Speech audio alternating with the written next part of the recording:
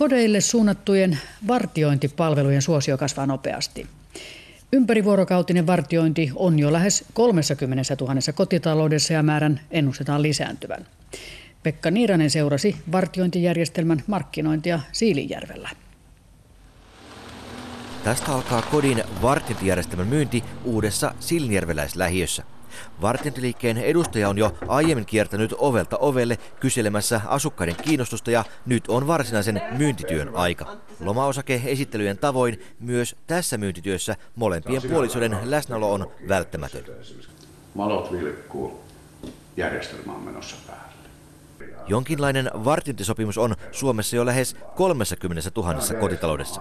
Alan ehdoton markkinajohtaja on Securitaxen tytäryhtiö Aroundio 23 000 asiakkaallaan, kun taas esimerkiksi kotimaisella turvatiimillä asiakkaita on vasta 2000.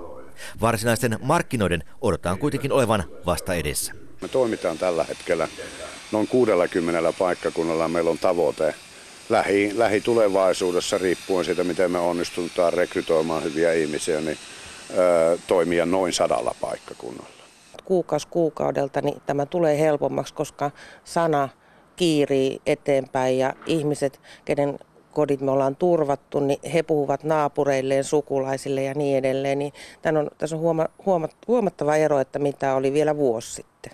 Mitä te olette itse mieltä? Olisiko se paikka tuossa? Kyllä se varmaan siinä. Tässä talossa turvapalveluiden myyntityö on tavallistakin helpompaa, sillä asiaa on perheessä mietitty jo pitkään. Minun mielestä tämä oli selvää jo siinä vaiheessa, kun päätettiin, että käydään taloa rakentamaan. Niin. Entä mikä sitten saa yhä useamman kodin hankkimaan itselleen vartiointipalvelun? Onko taustalla jonkinlainen turvattomuuden tunteen lisääntyminen? Meidän viesti ei ainakaan ole se. Ei todellakaan. Ei näitä ratkaisuja tehdä pelon ja uhan alla muuta kuin niissä tilanteissa on sattunut ikävä yllätys itselle tai läheiselle. Tämä on täysin rinnastettavissa mihinkä kodin tekniikkaan tahansa ja on nykypäivää.